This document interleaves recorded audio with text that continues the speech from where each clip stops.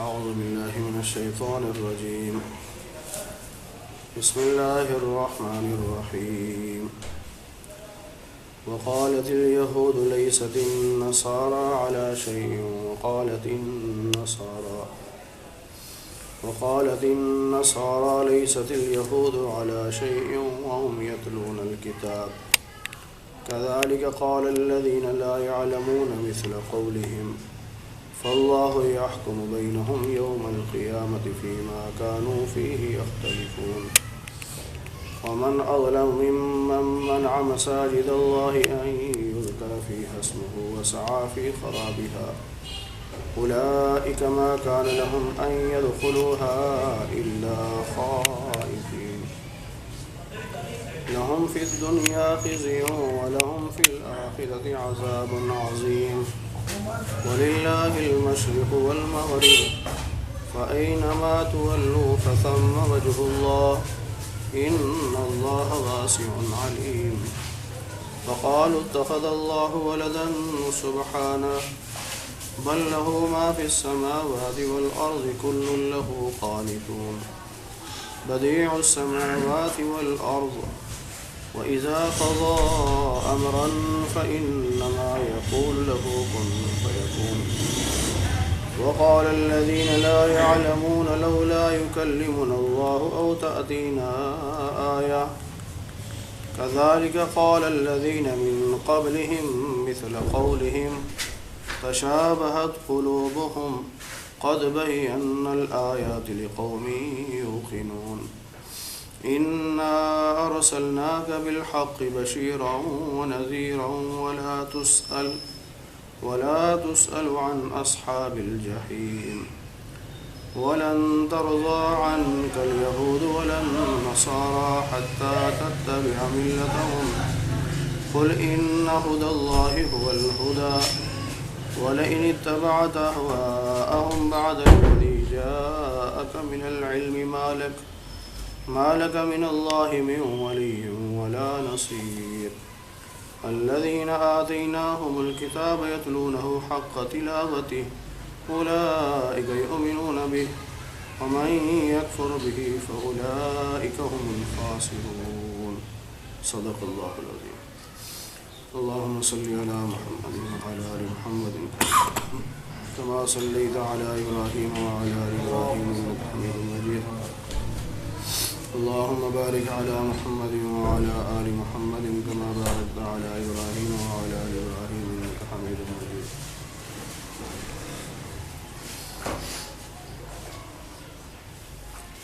یہودی کہتے تھے کہ عیسائی کسی مذہب پر نہیں، اور عیسائی کہتے تھے یہودی کسی مذہب پر نہیں، یعنی دشمنی میں آ کر ایک دوسرے کے مذہب کا بالکل انکار کر دیا۔ اللہ فرماتے ہیں کہ وَهُمْ يَتْلُونَ الْكِتَابَ، حالانکہ دونوں اللہ کی کتاب پڑھتے تھے۔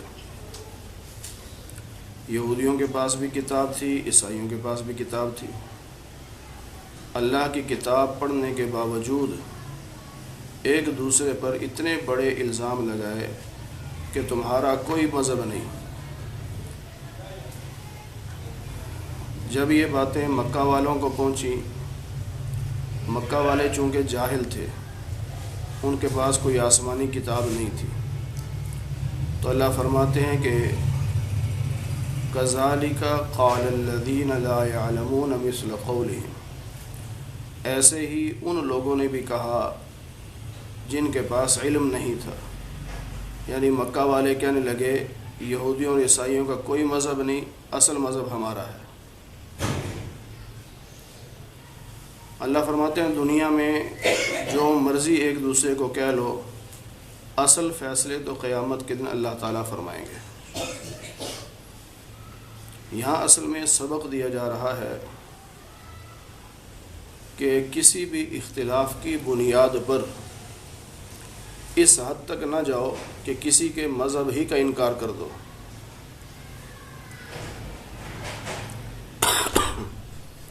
جیسے ہمارے ہاں بھی مسلکی لڑائیاں اس حد تک پہنچ گئیں کہ دوسروں کو کافر سے نیچے بات ہی نہیں کرتے. ہر آدمی دوسرے کو کافر بنانے کے چکر میں پڑا ہوا ہے. نبی پاک صلی اللہ علیہ وسلم نے 23 سال محنت کر کے کافروں کو مسلمان بنایا ہے اور ایک امت بنایا ہے, فرقہ واریت سے انہیں بچایا ہے. اور ہم لوگ ذرا ذرا سی بات پر دوسروں کو کافر کہہ رہے ہیں. اگر قیامت کے دن نبی پاک صلی اللہ علیہ وسلم نے پوچھ لیا کہ میں تو مسلمان بنانے آیا تھا, تم کافر بناتے رہے, تو ہمارے پاس کیا جواب ہوگا؟ اور ہمارے ہاں مسلکی لڑائیاں اور فرقہ واریت کی جو لڑائیاں ہیں, اس کی سب سے بڑی بنیاد جھوٹ ہے.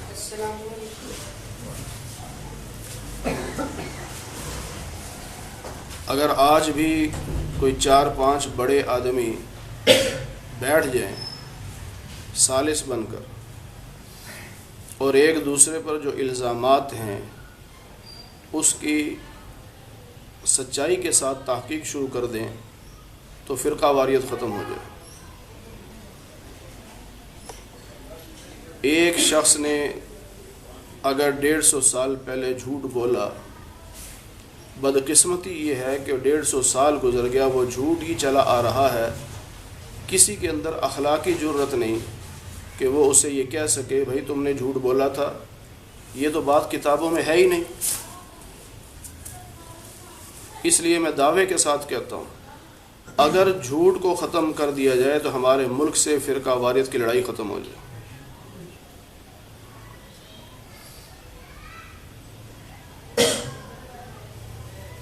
بعض لوگوں نے یہاں بیٹھ کر اپنے پاس سے یہ فلاں کا یہ عقیدہ ہے, فلاں کا یہ عقیدہ ہے, فلاں کا یہ عقیدہ ہے, سعودی عرب لکھ کر بھیج دیا, آپ فتویٰ دے دیں. انہوں نے کہا بھی جس کا یہ عقیدہ ہے وہ تو کافر ہے.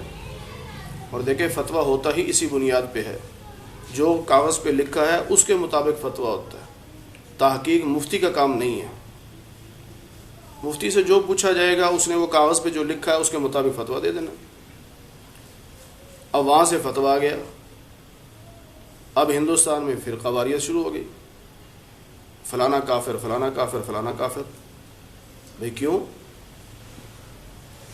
پھر کسی نے ان کو بتایا بھئی یہ تو جھوٹ لکھا تھا سارا, ان کا تو یہ عقیدہ نہیں ہے. اب دیکھیں نا, مثال کے طور پہ میں زبردستی بھائی مسعود کے بارے میں کہتا رہا ہوں کہ یہ 3 خدا مانتا ہے, میں کسی سے بھی کہوں گا وہ کہے گا مسعود کافر ہے, خدا تو ایک ہے.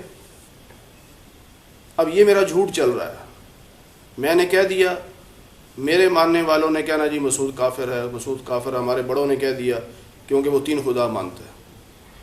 اب یہ چیختا رہے, چلاتا رہے بھی میں 3 خدا نہیں مانتا, میں تو ایک مانتا ہوں, کوئی سننے کو تیار نہیں. ہمارے ملک میں یہ کچھ چل رہا ہے. اگر ہم صحیح معنوں میں تحقیق شروع کر دیں تو یقین کریں ہماری لڑائیاں ختم ہو جائیں اور ہم مسلمان بھائیوں کی طرح رہنا شروع ہو جائیں. بعض لوگوں نے جھوٹ بول کر امت کو لڑایا ہوا ہے. اس لیے اگر آپ سے کوئی بندہ بات کرے کہ جی فلاں کی کتاب میں یوں لکھا, فلاں کیوں لکھا, تو آپ انہیں کہو بھئی ہمیں لڑاؤ نہیں, خدا کا واسطہ ہے, اصل کتاب اس بندے کی لے آؤ, اس میں کیا لکھا ہے. ایک ہے کہ کتاب ان کی ہے, میں نے لکھا ہے کہ اس کی کتاب میں یہ لکھا ہے, میں تو جھوٹ لکھ دیا. جب مجھے کہیں گے کہ اصل کتاب دکھاؤ, اصل کتاب میں کچھ اور ہوگا, یہاں سے میرا جھوٹ پکڑا جائے گا. اور جب جھوٹ پکڑا جائے تو پھر اس آدمی کا بائیکاٹ کرنا چاہیے کہ جھوٹے تو امت کو لڑا رہا ہے. اور یہ ہم نے تجربہ کر کے دیکھا ہے. یہ جو لاہور کا بڑا اقرا ہے چنگی کے پاس, اقرا روز الاطفال, وہاں ایک صاحب ایک پمفلٹ لے آئے چھوٹا سا, فقہ حنفی میں یہ لکھا ہے, فقہ حنفی میں یہ لکھا ہے, فقہ حنفی میں یہ لکھا ہے. وہ 10-12 مسئلے لکھے ہوئے, دیکھو کتنے گندے مسئلے. بندے پریشان ہو گئے. جس آدمی نے وہ پمفلٹ تقسیم کیا تھا اسے بلا لیا, ادھر آ جاؤ بھائی. تم نے کتابوں میں پڑھا یہ؟ ان کہ جی نہیں۔ تمہیں کس نے دیا؟ ان کہ جی فلاں مولوی صاحب نے دیا۔ وہ قدرتی اس پنچایت میں گفتگو میرے ذمے تھی، تو میں نے کہا بھائی آپ غلط فہمی کی بنیاد پر یہ سارا کچھ کر رہے ہو، آپ یہی پمفلٹ لے جاؤ، اس مولوی صاحب سے کہو جس کتاب کا نام لکھا ہے وہ کتاب کھولو اور مجھے مسئلہ دکھاؤ۔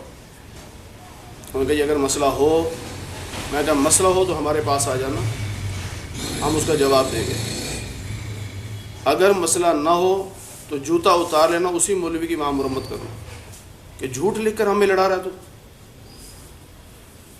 یہاں دیکھو اللہ تعالیٰ فرما رہے ہیں کتابیں پڑھنے والے، تورات انجیل پڑھنے والے ایک دوسرے پہ کیسا الزام لگا رہے ہیں، ان کا کوئی مذہب نہیں۔ جیسے پچھلے رکوع میں گزرا تھا، یہودی کہتے تھے ہم جنت میں جائیں گے، عیسائی کہتے تھے ہم جنت میں جائیں گے، بس باقی سارے جہنمی ہیں۔ اللہ نے فرمایا نہیں، جو اللہ کو مانے، اللہ کے رسول کو مانے اور عمل اللہ کی رضا کے لیے کرے، جنت میں تو وہ جائے گا۔ آگے فرمایا وہ بہت بڑا ظالم ہے جو اللہ کی مسجدوں سے لوگوں کو روکتا ہے، بڑا ظالم۔ اب یہاں دو باتیں سمجھیے گا، ایک ہے مسجد میں عبادت سے روکنا، یہ کسی کو اختیار نہیں ہے، کسی متولی کو بھی اختیار نہیں، کسی مسجد بنانے والے کو اختیار نہیں کہ وہ کسی کو مسجد میں عبادت سے روکے۔ جس کا جو مسلک ہے اپنے مسلک کے مطابق عبادت کرے، کوئی نہیں روک سکتا، اللہ کا گھر ہے، سارے مسلمانوں کا مشترکہ۔ دوسرا مسئلہ یہ ہے کہ وہاں کے انتظامی معاملات میں مداخلت کرنا، اس کی اجازت نہیں ہے، کیوں؟ اس سے لڑائیاں پیدا ہوں گی۔ ایک ہے عبادت اور ایک ہے انتظامی معاملات میں مداخلت۔ آپ جس مرضی مسجد میں جائیں، اپنے مسلک کے مطابق عبادت کریں، آپ کو کوئی نہیں روکے گا، اللہ کا گھر ہے، مشترکہ ہے، لیکن وہاں کے انتظامی معاملات میں مداخلت کا حق آپ کو نہیں ہے۔ اگر یہ اصول ہم اپنا لیں، لڑائیاں ختم ہو جائیں گی، کوئی لڑائی نہیں ہوگی۔ لیکن ہماری لڑائیاں تب ہوتی ہیں کہ جب میں کسی کی مسجد میں جا رہا ہوں اور وہاں مداخلت کرتا ہوں، اور بعد میں ہم کیا کہتے ہیں، لو جی عبادت سے روکتے ہیں، نماز سے روکتے ہیں۔ اب یہ بھی جھوٹ ہے، کوئی مسجد والا آپ کو عبادت سے نہیں روکے گا، حتیٰ کہ آپ شیعوں کے امام باڑے میں جا کے نماز پڑھیں، آپ کو نہیں روکے گا۔ شیعہ ہماری مسجد میں آ کر نماز پڑھے، ہم نہیں روکیں گے، نہیں روکتے۔ لیکن جب آ کے مداخلت کرے گا، آ کے فتویٰ بازی کرے گا، تیری نماز نہیں ہوتی، تو کافر ہے، تو فلاں ہے، اب لڑائی تو ہوگی۔ عبادت اور مداخلت میں فرق سمجھیے، عبادت کی اجازت ہے، مداخلت کی اجازت نہیں۔ نبی پاک صلی اللہ علیہ وسلم کے پاس عیسائیوں کا وفد آیا تھا، مسجد نبوی میں آپ نے خیمے لگوا کے دیے۔ عیسائی اپنی عبادت مسلمانوں کی مسجد میں کرتے تھے، نہیں روکا، ہم بھی نہیں روکتے۔ جہاں مداخلت ہوگی وہاں پہ لڑائیاں ہوں گی، بس یہ جملہ یاد رکھیے، عبادت کی ہر ایک کو اجازت ہے، مداخلت کی کسی کو اجازت نہیں۔ بھئی جس نے مسجد بنائی ہے، جو اس کی کمیٹی ہے، جو اس کا متولی ہے، وہ جو نظام چلا رہا ہے اس کو چلانے دو، اس میں آپ مداخلت نہ کرو۔ عبادت سے کوئی بھی نہیں روکے گا آپ کو، عبادت کرو آپ۔ تو اللہ کہتے ہیں جو مسجدوں سے روکتا ہے بڑا ظالم ہے۔ پھر علماء نے لکھا کہ مسجدوں کو روکنے کے کئی مطلب ہیں۔ صاف طور پہ روک دیا آپ ہماری مسجد میں نہیں آ سکتے، یا حالات ایسے پیدا کر دیے کہ وہ بندہ مسجد میں نہیں آ رہا، بعض ویسے بھی ہوتا ہے، اور ہم لوگ خود جہالت کی بنیاد پر بعض دفعہ لوگوں کو مسجد میں آنے سے روکتے ہیں۔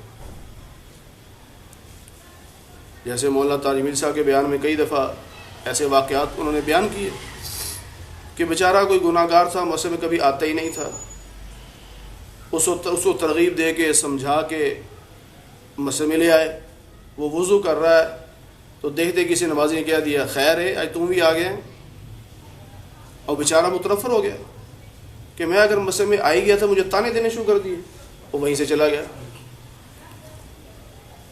میں ایک جملہ کہا کرتا ہوں، اللہ کرے وہ ہمارے دل میں اتر جائے، ہم جب مسجد میں جائیں ہر شخص اپنے آپ کو مسجد کا خادم سمجھے،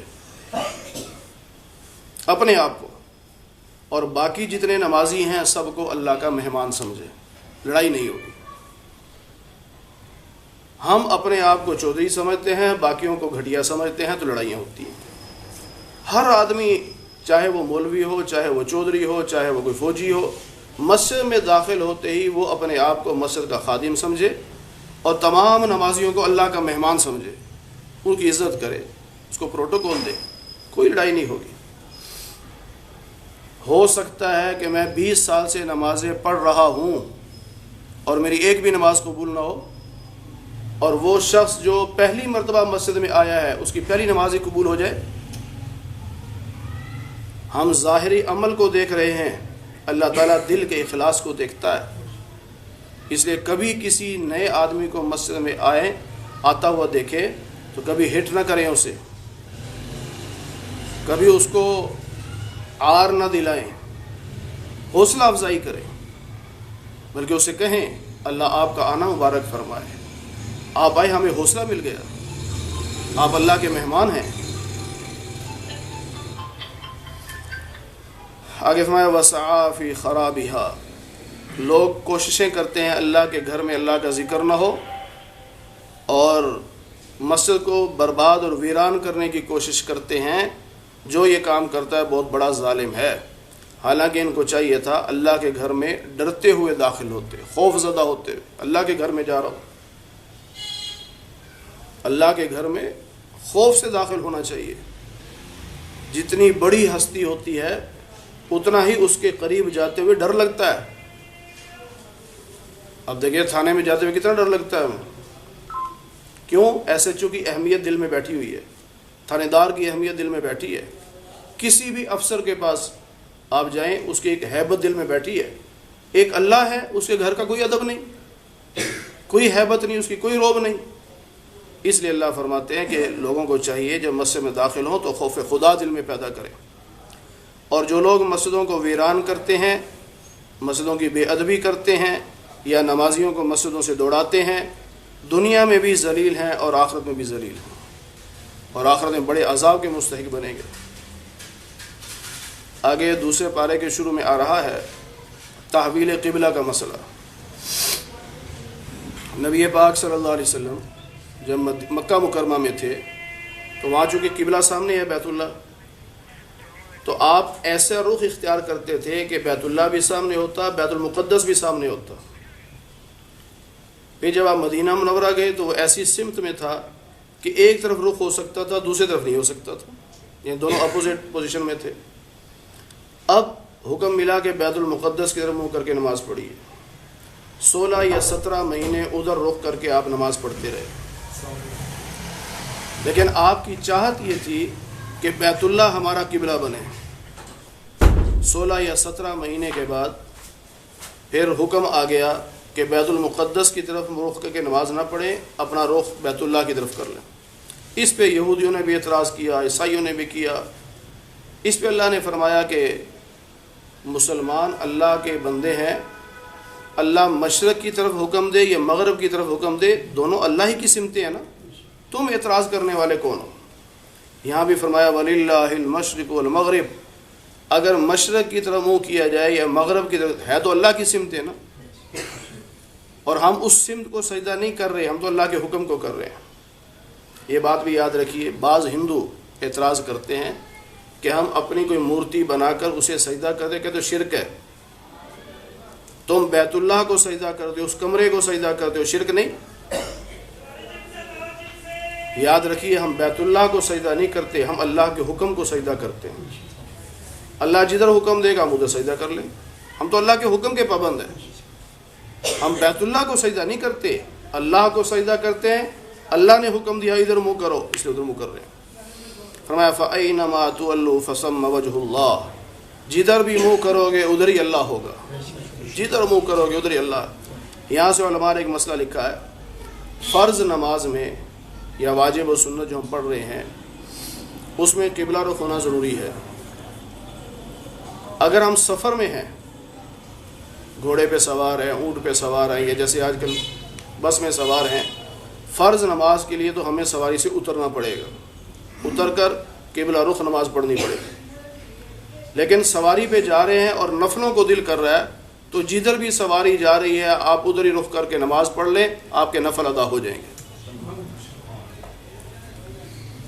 نفل کے لیے سواری پر بیٹھ کر قبلہ رخ ہونا ضروری نہیں ہے۔ کیوں؟ اس سے قبلہ ادھر ہے، ہم ادھر کو سفر کر رہے ہیں، تو چونکہ نفل نماز پڑھ رہے ہیں نا تو اس کے لیے قبلہ ضروری نہیں ہے۔ سواری پر اگر مسجد میں یا گھر میں ہے، زمین پہ ہے، پھر تو قبلہ رخ ہونا ضروری ہے۔ سواری پر بیٹھے ہوئے ہیں تو اس میں اجازت ہے، جدھر سواری جا رہی ہے منہ کر کے آپ نماز پڑھ لیں۔ اسے فرمایا فَأَيْنَمَا تُوَلُّوا فَثَمَّ وَجْهُ اللَّهِ، تم جدھر بھی رخ کرو گے ادھر اللہ ہی ہوگا، ہر طرف اللہ ہی اللہ ہے۔ فرمایا مشرک یوں کہتے ہیں کہ اللہ کی اولاد ہے، حالانکہ اللہ اولاد سے پاک ہے۔ 10ویں پارے میں آ رہا ہے، یہودی کہتے تھے عزیر علیہ السلام اللہ کے بیٹے ہیں، عیسائی کہتے تھے عیسیٰ علیہ السلام اللہ کے بیٹے ہیں، مشرکین مکہ کہتے تھے سارے فرشتے اللہ کی بیٹیاں ہیں، اولاد مانتے تھے۔ سبحانہ، اللہ اس عیب سے پاک ہے۔ 3 جملے یاد رکھیے عقیدہ توحید کے حوالے سے۔ اللہ جسم سے پاک ہے، اللہ کا جسم نہیں ہے۔ اعضائے جسم، اس سے بھی اللہ پاک ہے، جب جسم نہیں تو اعضاء بھی نہیں۔ پھر لوازم جسم سے اللہ پاک ہے، جب جسم ہوگا تو اس کی لوازمات ہوں گے، وہ کبھی کم ہوگا، کبھی زیادہ ہوگا، کبھی بھوک لگے گی، کبھی پیاس لگے گی، کبھی تھکاوٹ ہوگی۔ اللہ لوازم جسم سے ہی پاک ہے، نہ جسم ہے، نہ جسم کے اعضاء ہیں، اور نہ لوازم جسم ہے، تینوں سے اللہ پاک ہے۔ وجود ہے اللہ کا، وہ کیسا ہے اللہ ہی جانتا ہے، ہر جگہ موجود ہے۔ ما یکون من نجوى ثلاثة الا هو رابعهم، 28ویں پارے میں سورہ مجادلہ کے دوسرے رکوع میں اللہ فرماتے ہیں جہاں تم 3 بیٹھ کر مشورہ کر رہے ہوگے، یاد رکھو چوتھا اللہ ہوگا وہاں پر۔ اگر تم 5 ہو تو چھٹا اللہ ہے۔ جتنے بھی تم بیٹھے ہوگے ساتھ اللہ موجود ہوگا، ہر جگہ، ہر چیز کو اللہ دیکھ رہا ہے، ہر جگہ اللہ موجود ہے۔ آگے فرمایا زمین و آسمان کی ہر مخلوق اللہ کی ہے اور سب اللہ کے تابعدار فرما بردار ہیں۔ عزیر علیہ السلام اللہ کے بیٹے نہیں، اللہ کے بندے ہیں۔ عیسیٰ علیہ السلام اللہ کے بیٹے نہیں، اللہ کے بندے ہیں۔ فرشتے اللہ کی بیٹیاں نہیں، اللہ کی مخلوق ہے۔ آسمان و زمین کا بنانے والا اللہ ہے، اور اللہ کی طاقت کتنی ہے۔ فرمایا جب اللہ کسی کام کا ارادہ کرتا ہے تو فرماتا ہے کن، ہو جا، فیکون، وہ ہو جاتا ہے۔ اور یہ بھی یاد رکھیے یہ لفظ کن ہمارے سمجھانے کے لیے ہے، اللہ کن کہنے کا بھی محتاج نہیں۔ عربی کا سب سے چھوٹا لفظ ہے کن، ہو جا، اللہ یہ کہنے کا بھی محتاج نہیں، اللہ تو ارادہ کر لے تو کام ہو جاتا۔ یہ چونکہ ہمیں یہ بات سمجھ نہیں آنی تھی، ہماری عقل کے مطابق ہمیں سمجھانے کے لیے رب نے فرمایا کہ میں کہتا ہوں ہو جا تو وہ ہو جاتا ہے۔ آگے فرمایا جن لوگوں کے پاس علم نہیں تھا یعنی مشرک کہنے لگے لولا یکلمنا اللہ، نبی علیہ السلام فرمایا مجھ پہ وحی آتی ہے، تو مشرک کہنے لگے اللہ ہم سے باتیں کیوں نہیں کرتا، آپ سے باتیں کرتا ہے، ہم سے کیوں نہیں کرتا، ہم سے اللہ باتیں کرے، او تأتینا آیتن، یا ہماری مرضی کی کوئی نشانی دکھائے۔ جیسے ابو جہل نے کہا تھا نبی علیہ السلام سے کہ آپ کے پاس فرشتے آتے ہیں وحی لے کر، جی ہاں آتے ہیں۔ کہنے لگا وہی فرشتہ میرے پاس آئے اور مجھے آ کر کہے کہ یہ محمد صلی اللہ علیہ وسلم اللہ کے رسول ہیں، پھر مانوں گا ورنہ نہیں مانتا۔ کیسے عجیب لوگ ہیں۔ اس کا 8ویں پارے میں اللہ نے جواب دیا اللہ یعلم حیث یجعل رسالتہ، اللہ اعلم حیث یجعل رسالتہ، رسالت کس کو دینی ہے یہ اللہ خوب جانتا ہے، فرشتہ کس پہ بھیجنا ہے یہ اللہ خوب جانتا ہے۔ تمہاری فرمائش کے مطابق تم پر فرشتے نہیں اتریں گے۔ تو یہ کہتے تھے اللہ ہم سے براہ راست بات کرے یا کوئی ہماری مرضی کی نشانی دکھائے۔ فرمایا اس سے پہلے لوگ بھی ایسی باتیں کر چکے ہیں، اس لیے کہ تشابہت قلوبہم، کافر کسی زمانے کا ہو، کسی علاقے کا ہو، دل ان سب کے ایک جیسے ہیں۔ اور نبی پاک صلی اللہ علیہ وسلم کی حدیث بھی ہے الکفر ملت واحدہ، پوری دنیا کا کفر ایک جماعت ہے، کافر تمہارا دشمن ہے، تمہارا کبھی سگا نہیں ہو سکتا وہ۔ ہم سمجھتے ہیں امریکہ کا کافر دشمن ہے، چین کا کافر جو ہمارا دوست ہے، ہرگز نہیں ہو سکتا۔ کافر کافر ہے، وہ سب موقع کی تاڑ میں ہوتے ہیں، جس کو جب موقع ملے گا وہ مسلمان کو اپنا دشمن سمجھ کر کھا جائے گا۔ اللہ فرماتے ہیں کافر ہر زمانے کا تشابہت قلوبہم، ان سب کے دل ایک جیسے ہیں۔ پھر فرمایا نبی علیہ السلام سے، ہم نے آپ کو حق دے کر بھیجا، بشیر اور نذیر بنا کر بھیجا۔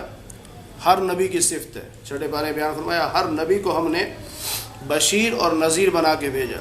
بشیر کا معنی جو ایمان لے آئے اسے جنت کی خوشخبری سنائے، اور جو نہ مانے اسے جہنم کے عذاب سے ڈرائے، اسے نذیر کہتے ہیں۔ خوشخبریاں بھی سنانا اور جہنم کے عذاب سے ڈرانا بھی، یا یوں سمجھیے فضائل بھی سنانا اور مسائل بھی بتانا، کیونکہ مسائل سے ڈرایا جاتا ہے نا، یہ ناجائز ہے، یہ حرام ہے، اور فضائل سنائے جاتے ہیں، بھی نماز پڑھو گے تو یہ فائدے ہوں گے، یہ ثواب ملے گا، یہ نعمتیں ملیں گی، اس کو فضائل کہتے ہیں۔ پھر یہ کام نماز میں کرو گے تو نماز ٹوٹ جائے گی، یہ مسائل ہیں۔ فضائل بھی سناتا ہے نبی، مسائل بھی بتاتا ہے۔ اس لیے جو عالم ہوتا ہے وہ نبی کا وارث ہوتا ہے، اور عالم کے ذمے صرف یہ نہیں کہ فضائل سنا، یہ تو عوام کے ذمے ہے، تم صرف فضائل سناؤ۔ عالم کے ذمے نبی والی دونوں صفات ہیں، وہ بشیر بھی ہونا چاہیے، نذیر بھی ہونا چاہیے، وہ فضائل بھی سنائے، مسائل بھی بتائے۔ عالم کی دونوں صفات۔ آگے فرمایا وَلَا تُسْأَلُ عَنْ أَصْحَابِ الْجَحِيمِ، آپ نے جنت کی خوشخبری بھی سنا دی، جہنم کے عذاب سے ڈرا بھی دیا۔ اب اگر کوئی کلمہ نہیں پڑھتا جہنم میں جاتا ہے تو آپ سے پوچھ نہیں ہوگی کہ جہنم میں کیوں جا رہا ہے۔